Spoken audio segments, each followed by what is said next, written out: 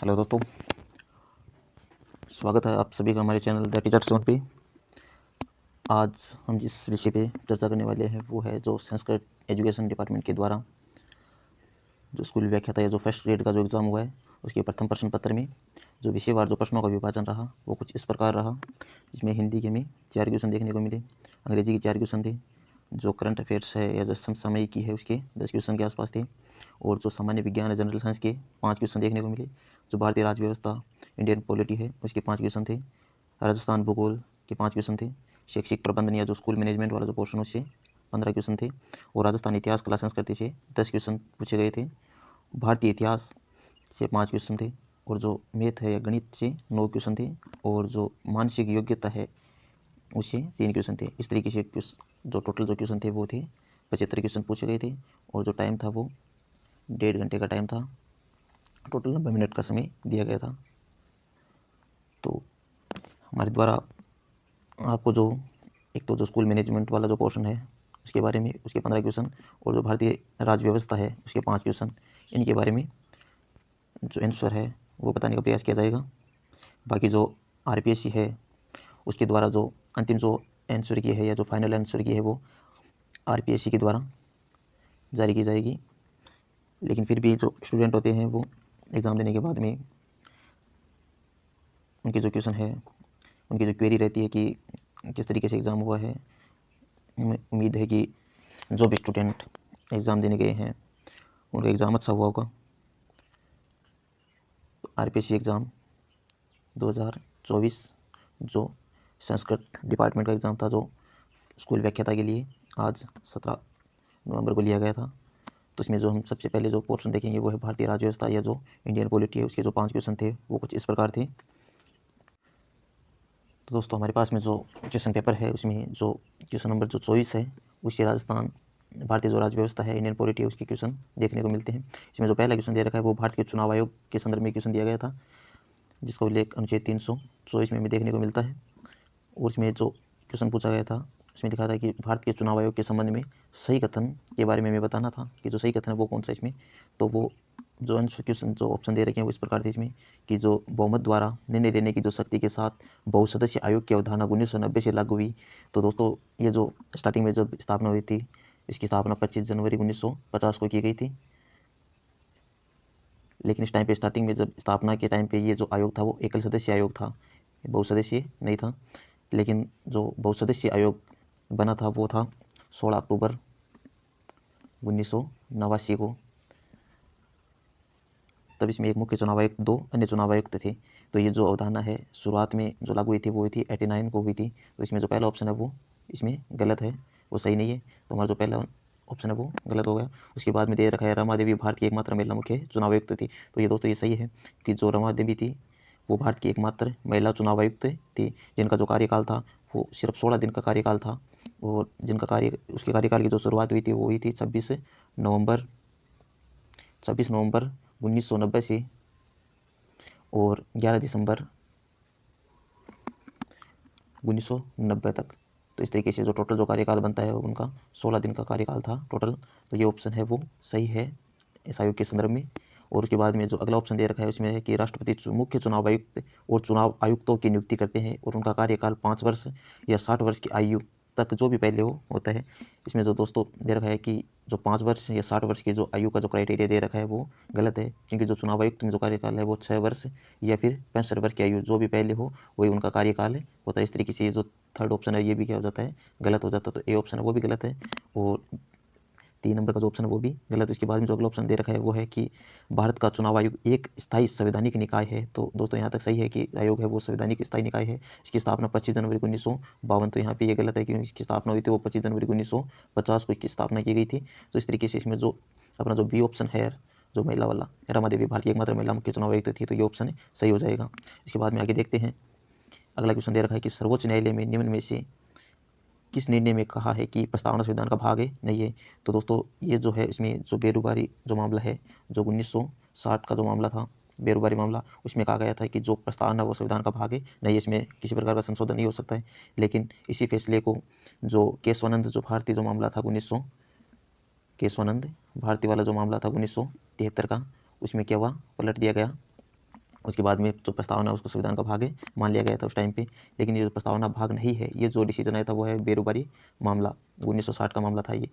और आगे देखते हैं, तो इसमें हमारा जो ऑप्शन हो जाएगा वो ऑप्शन है सी हो जाएगा, बेरोबारी मामला। उसके बाद में आगे देखते हैं जो संसदीय समिति के संदर्भ में निम्न से कौन सा कथन है गलत है। संसदीय समिति अध्यक्ष के निर्देशन के कार्य अध्यक्ष के निर्देशन में कार्य करती है, तो ये बात है सही है दोस्तों। उसके बाद में आगे देखते हैं जो संसदीय समिति अपना प्रतिवेदन सदन को प्रस्तुत अथवा अध्यक्ष और सचिवालय को प्रस्तुत करती है, तो दोस्तों ये भी सही है। इसमें आगे लिखा हुआ है कि जो 3 नंबर ऑप्शन है उसमें है संसदीय समिति अपना प्रतिवेदन प्रधानमंत्री को प्रस्तुत करती है, तो दोस्तों ये गलत है, क्योंकि जो संसदीय समिति होती है लोकसभा की जो समिति है वो लोकसभा स्पीकर को, और राज्यसभा की जो समिति होती है वो सभापति को अपनी रिपोर्ट प्रस्तुत करती है।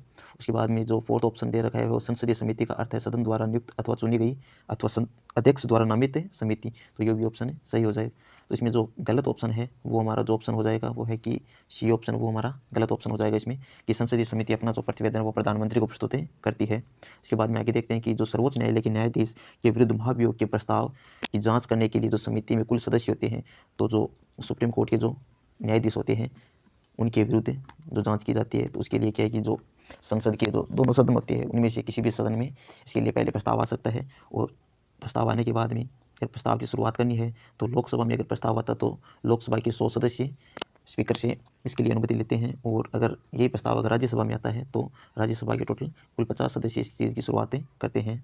और उसके बाद में ये जो समिति बनती है वो जो 3 सदस्यीय समिति होती है। अब 3 सदस्यीय समिति में जो होते हैं उसके अकॉर्डिंग देखते हैं कि सर्वोच्च न्यायालय के 2 न्यायाधीश, तो सर्वोच्च न्यायालय के 2 न्यायाधीश और 1 प्रतिष्ठित न्यायविद।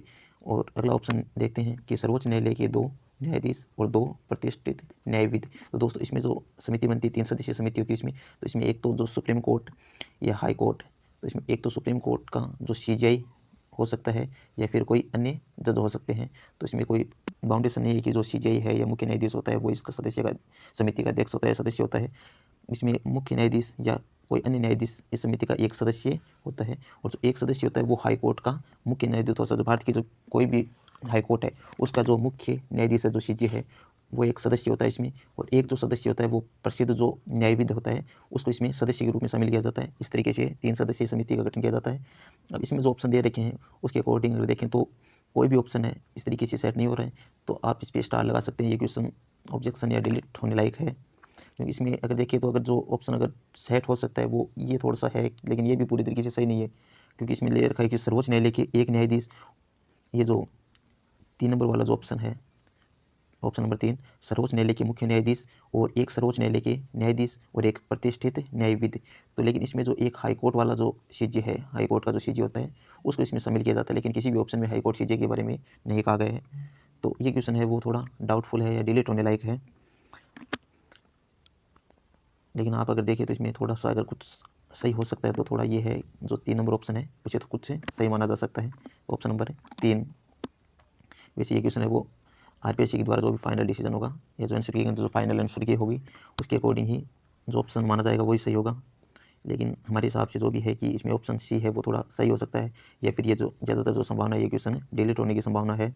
उसके बाद में अगला जो क्वेश्चन है वो है कि निम्नलिखित में भारतीय प्रधानमंत्री को कौन सा समूह 1952 के बाद से कभी भी संसद की राज्यसभा का नेता नहीं रहा है। तो उसमें जो ऑप्शन है इंदिरा गांधी है वो राज्यसभा से चुनी गई थी, और इसमें जो एच.डी. देवगौड़ा है वो हो सकते हैं आई.के. गुजराल है। तो इसमें ये जो ऑप्शन है वीपी सिंह, लाल बहादुर शास्त्री और वीपी सिंह, ये ऑप्शन सही है कि जो लाल बहादुर शास्त्री या वीपी सिंह है वो संसदीय राज्यसभा का नेता नहीं रहा प्रधानमंत्री के बनने के समय। तो ऑप्शन नंबर 4 हो जाएगा इसमें, लाल बहादुर शास्त्री और वीपी सिंह। उसके बाद में आगे देखते हैं अगला क्वेश्चन। दोस्तों एक बार स्टार्टिंग में जियोग्राफी क्वेश्चन आने लगे, उसके बाद में जो स्कूल मैनेजमेंट वाला जो पोर्शन है वो हमें यहाँ से देखने को मिलता है कि क्वेश्चन नंबर 34 से हमें देखने को मिलेगा कि जो संस्थागत नियोजन के किस पक्ष में प्रार्थना सभा को सम्मिलित किया जाता है। तो दोस्तों ये एक सहशैक्षिक पक्ष से जुड़ा हुआ है। और उसके बाद में आगे देखते हैं कि जो पर्यवेक्षण जो इस व्यवहार पर आधारित है, जैसे मैंने उससे ऐसा करने को कहा है, तो ये जो पर्यवेक्षण है, ये जो सुपरविजन है वो किस पार्ट में आएगा। तो दोस्तों इसमें ऑप्शन में जो दे रखे हैं वो है रचनात्मक पर्यवेक्षण, निरंकुश पर्यवेक्षण, निवारक पर्यवेक्षण, प्रेरणा पर्यवेक्षण। तो लेकिन दोस्तों हमें इस क्वेश्चन को देखने के बाद में ऐसा लगता है कि ये इसमें ये जो ऑप्शन है ना ही तो इसमें रचनात्मक पर्यवेक्षण हो सकता है, ना ही प्रेरणा पर्यवेक्षण हो सकता है, ना ही इसमें निवारक पर्यवेक्षण हो सकता है। तो अगर हम एलिमिनेट करके अगर देखें तो ऑप्शन में जो अगर ऑप्शन निकल गया था हमारे सामने वो आता निरंकुश पर्यवेक्षण। तो हमारे हिसाब से इसमें जो ऑप्शन नंबर 2 है वो सही है, निरंकुश पर्यवेक्षण या फिर ऑटोक्रेटिक सुपरविजन। ये जो ऑप्शन है वो कुछ हद तक सही है इसमें। उसके बाद में जो अगला जो क्वेश्चन है, क्वेश्चन नंबर 36, उसमें नीचे प्रबंध के सिद्धांत दिए गए हैं। उसमें हेनरी फ्योल ने कौन से सिद्धांत सुझाए थे, तो उसके बारे में है। तो हेनरी फ्योल के द्वारा जो सिद्धांत जो सुझाए गए थे उसमें से कौन से सिद्धांत है शामिल है। इसके नीचे 2 कोट दिए गए थे, उनमें से हमें कुछ कोट को सिलेक्ट करना था। इसमें जो देखते हैं हेनरी फ्योल के द्वारा जो पारिश्रमिक है, ये ऑप्शन ये सही है। ये सिद्धांत हेनरी फ्योल के द्वारा दिया गया था। श्रम का विभाजन या कार्य का विभाजन है, ये भी दिया गया था। अनुशासन है, ये भी दिया गया। आदेश की एकता, ये भी दिया गया था। लेकिन ये जो नियंत्रण और विस्तार वाला जो ऑप्शन है ये नहीं दिया गया था। तो इसमें अगर देखें तो कूट है वो स्टार्टिंग में फर्स्ट वाला है जो ABDE, तो इसमें C नहीं होगा, AB और DE ये जो कूट है वो सही है। उसके बाद में जो अगला जो क्वेश्चन है वो है कि एक नेता लोगों के मध्य कार्य का विभाजन करता है, ये नेतृत्व के कौन से कार्य के अंतर्गत आता है। तो ये जो क्वेश्चन है इसमें देखते हैं तो या प्रबंधकारी होगा या सहयोगात्मक होगा, अभिप्रेरणात्मक होगा या लक्ष्य स्थापन होगा। तो दोस्तों इसमें देखते हैं तो ये जो फर्स्ट ऑप्शन है प्रबंधकारी या फिर एग्जीक्यूटिव, ये जो ऑप्शन है वो कुछ हद तक सही हो सकता है। इसमें वो जो भी है नेता है वो अपने कार्यों का क्या करना चाहता है, इसमें प्रबंध करना चाहता है या मैनेजमेंट करना चाहता है। तो ये है कि प्रबंधकारी होगा इसमें। और उसके बाद में जो अगला जो क्वेश्चन है वो देखते हैं कि जो समग्र शिक्षा योजना का उद्देश्य समान समावेशी कक्षा वातावरण के साथ गुणात्मकतापूर्ण शिक्षा सुनिश्चित करता है। तो ये जो SDG जो गोल है जो यूएनओ के द्वारा डिसाइड किए थे उसमें से SDG जो 4 है वो गुणात्मक शिक्षा की बात करता है। तो इसमें ऑप्शन नंबर 4 हो जाएगा। उसके बाद में अगला जो क्वेश्चन है क्वेश्चन नंबर 39, निम्नलिखित में से दीक्षा पोर्टल से संबंधित कौन सा कथन सही नहीं है। तो इसमें जो दीक्षा पोर्टल है उसके बारे में देखना था कि कौन सा कथन है वो सही नहीं है। तो इसमें जो पहला ऑप्शन है कि इस पोर्टल के माध्यम से शिक्षक अपने विद्यार्थियों को ऑनलाइन शिक्षा दे सकते हैं, तो सही है। इसमें जो शिक्षक है वो अपने जो विद्यार्थी होते हैं उनको ऑनलाइन शिक्षा दे सकता है। अगला जो है ऑप्शन, इस पोर्टल का प्रयोग केवल अध्यापकों द्वारा ही किया जा सकता है। तो ये जो ऑप्शन है इसमें केवल जो अध्यापक है उनके अलावा जो प्रशासक है उनके द्वारा भी इसमें 3 मॉड्यूल होते हैं साइन इन के उनके द्वारा। तो इसमें जो केवल अध्यापक है ये वाला ऑप्शन है वो सही नहीं है, क्योंकि इसमें 3 होते हैं। जो एक तो प्रशासक होता है उसके द्वारा भी लॉगिन किया जा सकता है, इसमें टीचर होता है उसके द्वारा भी किया जा सकता है, और जो अधिगम करता है उसके द्वारा भी इसमें लॉगिन किया जा सकता है। तो इसमें जो होता है केवल अध्यापक के द्वारा ही किया जा सकता है, तो ये वाला ऑप्शन है गलत होगा। उसके बाद में आगे देखते हैं कि राष्ट्रीय डिजिटल अवसंरचना को उनकी NCERT पुस्तकों में दिए गए QR कोड को स्कैन के बाद ही एक्सेस किया जा सकता है, तो ये भी सही है। और उसके बाद में देखते हैं कि इंटरनेट कनेक्टिविटी के बिना पाठ्य सामग्री संग्रहित शेयर नहीं की जा सकती, तो ये वाला ऑप्शन है वो गलत हो जाएगा, क्योंकि इसमें इंटरनेट कनेक्टिविटी के बिना भी जो सामग्री है वो संग्रहित की जा सकती है, तो इसके लिए कोई इंटरनेट की आवश्यकता नहीं है। कुछ जो कंटेंट है हम ऑफलाइन सेव कर सकते हैं इसमें। तो इसमें जो ऑप्शन जो नहीं है वो एक तो B हो गया और एक D हो गया। इस तरीके से जो हमारा जो कोड निकल गया था वो है ऑप्शन नंबर 4, B और D, ये वाला ऑप्शन है वो हमारा सही हो जाएगा। और अगला जो क्वेश्चन है कि लूथर गुलिक द्वारा शिक्षा प्रशासन के लिए प्रदत्त जो सूत्र है पोस्ट कॉर्ब, उसमें जो D का अर्थ क्या है। तो पोस्ट कॉर्ब में जो D का जो अर्थ है वो निर्देशन है या वितरण है या समन्वय है या फिर विकासशील है। तो ऐसे जो क्वेश्चन होते हैं उनमें जो इंग्लिश के अंदर जो टर्म्स दे रखी होती है उनकी एक बार वापस ध्यान से पढ़ना होता है। तो इसमें जो डायरेक्टिंग या जो निर्देशन है ये जो ऑप्शन A है वो सही हो जाएगा इसमें। उसके बाद में अगला जो क्वेश्चन है वो दे रखा है कि राजस्थान राज्य पाठ्य पुस्तक जो बोर्ड है औपचारिक रूप से कब अस्तित्व में आया, कि जो RSTB है वो कब अस्तित्व में आया। तो उसकी जो स्थापना हुई है वो ये है 1 जनवरी 1974 को। तो ऑप्शन नंबर C है वो सही हो जाएगा, 1 जनवरी 1974 को हुई है। और इसका जो स्थापना की गई है वो सोसाइटी एक्ट 1900, इसके लिए जो सोसाइटी एक्ट लेके आया गया सोसाइटी एक्ट 1958 के तहत इस आयोग को रजिस्टर किया गया है 1958 को। और जो इसकी जो एक पंजीकरण हुआ है वो दिसंबर 1973 को हुआ है। लेकिन औपचारिक रूप से अगर इसकी स्थापना पूछी जाए तो 1 जनवरी 1974, तो ऑप्शन नंबर C हमारा सही हो जाएगा। आगे देखते हैं कि जो RSCERT है, RSCERT उसका प्रभाग या डिपार्टमेंट नहीं है, डिवीज़न नहीं है। तो इसमें टोटल 6 है, उनमें से कौन सा नहीं है। तो जो पहला है वो जनसंचार सेवा प्रभाग है। उसके बाद में आगे देखते हैं शिक्षक शिक्षा प्रभाग, तो ये वाला ऑप्शन है सही है। इसमें ये होता है आयोजन प्रबंधन में वित्त विभाग होता है, ये भी होता है शैक्षिक सर्वेक्षण अनुसंधान एवं नीति परिप्रेक्ष्य प्रभाग, ये भी होता है। तो इसमें जो ऑप्शन फर्स्ट वाला है जनसंचार सेवा प्रभाग, ये वाला इसमें इसका पार्ट है नहीं होता है, और बाकी ये जो 3 है वो इसके पार्ट होते हैं RSCERT के। उसके बाद में अगला जो दे रखा है क्वेश्चन वो है कि राजस्थान स्टेट ओपन स्कूल कक्षा 10 और कक्षा 12 में जो निर्धारित विषय उनमें कितने विषयों को चयन की सुविधा होती है, तो हमें कितने विषयों का चयन करना होता है इसमें। तो उसमें देखते हैं जो माध्यमिक शिक्षा या 10वीं है उसमें से टोटल 17 सब्जेक्ट होते हैं, तो 17 में से हमें कोई 5 सब्जेक्ट का चयन करना होता है। और जो 12th होती है उसमें टोटल जो 21 जो सब्जेक्ट होते हैं उनमें से कोई 5 का सिलेक्ट या जो चयन करना हमें होता है। इस तरीके से जो ऑप्शन है वो सेकंड ऑप्शन है जो 5, ये वाला ऑप्शन हमारा सही हो जाएगा। उसके बाद में आगे देखते हैं कि जो RT अधिनियम 2009 की धारा 19 एवं 25 के अंतर्गत किए गए मान एवं मानक के अनुसार यदि कोई विद्यालय जो कक्षा 1 से 5 तक संचालित है उनमें 130 विद्यार्थी नामांकित है तो उसे कितने अध्यापक प्रदान किए जाएंगे। तो इसमें दोस्तों ये है कि जो 121 से 200 तक अगर स्टूडेंट है हमारे पास में तो उसके लिए हमें 5 शिक्षक हो जाते हैं। लेकिन इसमें ये है कि जो 150 से अगर अधिक है तो इसमें एक है जो प्रधानाचार्य है, जो हेडमास्टर है, वो भी एक्स्ट्रा ऐड हो जाता है इसमें। तो इस तरीके से इसमें अगर देखें तो ये 130 की बात हुई है, 150 से कम है। इस तरीके से हमारे पास में टोटल 5 टीचर हैं उपलब्ध होंगे इसमें। तो अगर देखते हैं तो ऑप्शन इसमें जो दे रखा है वो है जो फर्स्ट वाला ऑप्शन है, ऑप्शन नंबर 1, जिसमें 5 टीचर हैं, वो सही हो जाएगा। आगे अगर देखते हैं कि क्वेश्चन नंबर 45, निःशुल्क और अनिवार्य बाल शिक्षा का अधिकार अधिनियम 2009 जो RT 2009 है, RT 2009 उसके बारे में क्वेश्चन है। RT 2009 में जो है कि राजस्थान सरकार ने नियम बनाया, वो कब बनाया और किस नाम से बनाया। तो इसमें एक ही ऑप्शन है 2011 का, अगर ऑप्शन देखते हैं तो बाकी में 2011 है नहीं, तो ये अपने आप ही गलत हो जाएंगे। और राजस्थान निःशुल्क और अनिवार्य बाल शिक्षा का अधिकार नियमावली जो 2011 है, ये ऑप्शन नंबर सेकेंड वाला है वो सही हो जाएगा इसमें। और आगे देखते हैं क्वेश्चन वैसे ज़्यादा हार्ड नहीं थे, इजी से क्वेश्चन थे। RT अधिनियम में निम्नलिखित एक विद्यालय के लिए मानक एवं मानदंडों के अनुसार 6ठी से 8वीं कक्षा तक के लिए प्रति शैक्षणिक वर्ष की शिक्षण घंटे क्या है।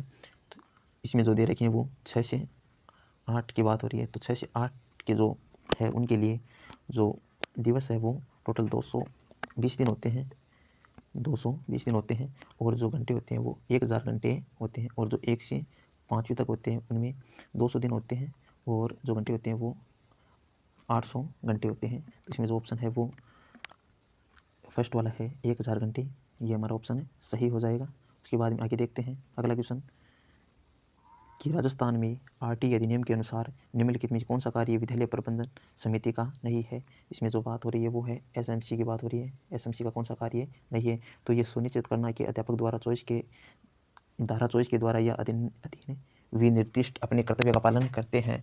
तो ये वाला ऑप्शन है वो सही हो जाएगा। ये SMC का जो कार्य है वो है विद्यालय के कार्यकरण को मॉनिटर करना, ये वाला भी कार्य SMC के द्वारा किया जाता है। और विद्यालय विकास योजना तैयार करना और उसकी सिफारिश करना, ये वाला भी होता है। लेकिन अनुदान को जारी करना, प्राप्त अनुदानों के उपयोग में मॉनिटरिंग करना, ये वाला अनुदान को जारी करना है, ये SMC का कार्य नहीं है। तो इसमें जो ऑप्शन C है, इसमें जो हमारा ऑप्शन जो C है वो हमारा आंसर हो जाएगा, क्योंकि ये SMC का कार्य नहीं होता है। आगे देखते हैं कि RT अधिनियम में राज्य सरकार के अनुसार वंचित समूह में संबंधित बालक से तात्पर्य है कि जो राज्य सरकार के द्वारा जो वंचित समूह की कैटेगरी में जो बालक आते हैं उनके द्वारा वो कौन कौन से होते हैं। तो इसमें जो एक अनाथ, इसको भी शामिल किया जाता है। युद्ध वीरांगना का बच्चा है, इसे भी इसमें शामिल किया जाता है।